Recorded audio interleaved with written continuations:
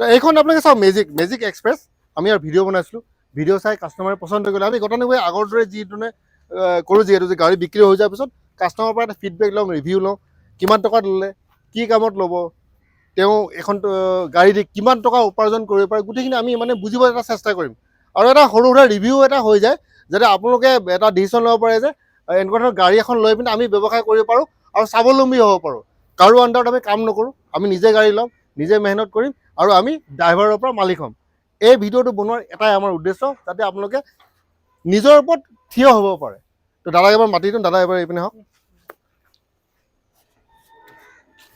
দাদা ভাল লাগিল আপুনি গাড়ীখন পালে ভালেই লাগছে স্যার এতিয়া আপুনি প্ৰথমে আমাৰ যিসকল দৰ্শক ছাবস্ক্ৰাইবাৰ আপোনাৰ নামটো ক'ব আৰু ক'ৰ পৰা আহিছে এইটো ক'ব আমাৰ নাম হলো খন্দকাৰ আশৰাফুল আলম বৰপেটা ৰোডেৰ পৰা আইছো হয় তাৰমানে আমাৰ গুৱাহাটীৰ পৰা বৰপেটা ৰোড কিমান কিলোমিটাৰ হ'ব কিন্তু বহুতে গম নাপায় মানে কিমান 150 150 70-80 কিলোমিটাৰ পৰা আহিবলৈ মানুহৰ দিগদাৰ 150 কিলোমিটাৰ পৰা আহিছে আৰু গাড়ীখন আপুনি কেছত ল'লে নে আপুনি ফাইনেন্সত ল'লে কেশ লৈছে স্যার কেছত লৈছে ন কেশ লৈছে স্যার ফাইনেন্সত লোৱা আৰু এটা ডাঙৰ কথা ফাইনেন্সত আমি যিমানবোৰ ভিডিঅ' বনাওঁ তাৰ 80% ফাইনেন্সত লয় আৰু খুব এজন দুজনে হয়তো কেছত লয় এতিয়া এইখন গাড়ী আপুনি কিমান টকাত ল'লে 4 লাখ স্যার 4 লাখ টকাত এতিয়া চাওক 4 লাখ টকা এতিয়া ধৰি লওক 4 লাখ টকাত আপুনি গাড়ীখন পালে এতিয়া আপুনি গাড়ীখন লৈ সন্তুষ্ট নে সন্তুষ্ট স্যার ডিলাৰক লৈ সন্তুষ্ট যিটো ডিলাৰৰ পৰা আপুনি পাইছে সন্তুষ্ট সন্তুষ্ট ডিলাৰটো বিচাৰোতে আপোনাৰ কিবা অসুবিধা হৈছিলে নে নাই স্যাৰ একো হোৱা নাই এতিয়া আৰু মই দুটা এটা অলপমান ক্ৰিটিকেল প্ৰশ্ন সুধিম যেনেকৈ আপোনাৰ এখন মেজিক এক্সপ্ৰেছ স্যাৰ এনেকুৱা ধৰণৰ গাড়ী আছে আপোনাৰ চুপ্ৰ গাড়ী আছে স্যাৰ এতিয়া আপুনি মেজিক এক্সপ্ৰেছখনে কিয় ল'লে কিন্তু চুপ্ৰ গাড়ীও বহুতে মানে ভাল পায় মানে আপোনাৰ মানে ভিউটো কওক যে আপুনি কি কাৰণে এখন মেজিকখন ল'লে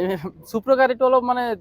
ডিস্টাৰ্ব দেয় এই কাৰণে এইটো লৈছে স্যাৰ এইটো আপুনি ভালকে এবাৰ শুনি ল'ব ডিষ্টাৰ্ব দিয়ে নেকি সঁচাকৈ চুপ্ৰ গাড়ীখন ডিস্টাৰ্ব দেয় স্যাৰ আৰু মেজিকখনে ইমান হয়তো আপোনাৰ ডিষ্টাৰ্ব এইটো আপুনি মাৰ্কেটৰ পৰা ফিডবেক এটা লৈছে চাওক এইবোৰ আমি মাৰ্কেটৰ পৰা জেনুইন ফিডবেক লওঁ আপোনালোকে নিজে এবাৰ চেক কৰিব কোনখন গাড়ীত কি লয় চবৰে পচন্দ অপচন্দ থাকিব পাৰে আমি জাষ্ট এটা মানে সঠিকভাৱে আমি আপোনালোকক দিশা এটা দিবৰ কাৰণে চেষ্টা কৰোঁ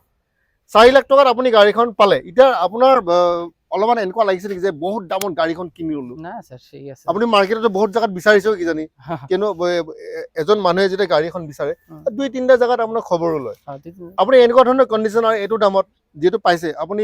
ঠিকে আছে নে দাম ঠিক আছে স্যার ঠিকে আছে বেলেগ কথা একো নকৰো এতিয়া আপোনাৰ এখন প্ৰথম গাড়ী না আৰু আগৰ গাড়ী আছিলে আৰু আগতে আছে স্যাৰ আগৰ গাড়ী আছে কি গাড়ী আছিলে আপোনাৰ আগতে আছিল আপোনাৰ মহেন্দ্ৰ ম্যাক্স এখন কি মানে পেচেঞ্জাৰ নে পেচেঞ্জাৰ স্যাৰ পেচেঞ্জাৰ ন এতিয়া এনেকুৱা এখন গাড়ী যেতিয়া মানুহে ইউজ কৰে ব্যৱহাৰ কৰে কিমান টকা মান ইনকাম কৰিব পাৰে সেইটো মানে ডাঙৰ এটা বস্তু কিমান টকা ইনকাম কৰিব পাৰে মোটামুটি 20000 মান আহে স্যাৰ 20000 টকা এটা আহে মানে ধৰি লওক মানুহজনৰ ঘৰ নিজৰ হয় গাঁৱত থাকে বা এনেকুৱা জেগাত থাকে য'ত ভাড়া দিব নালাগে মোটামুটি চলি যাব পাৰে চলি যায় স্যাৰ আৰু বেলেগ কথা একো নাই আপুনি এখন গাড়ী লওক আপুনি ভালকে চলাওক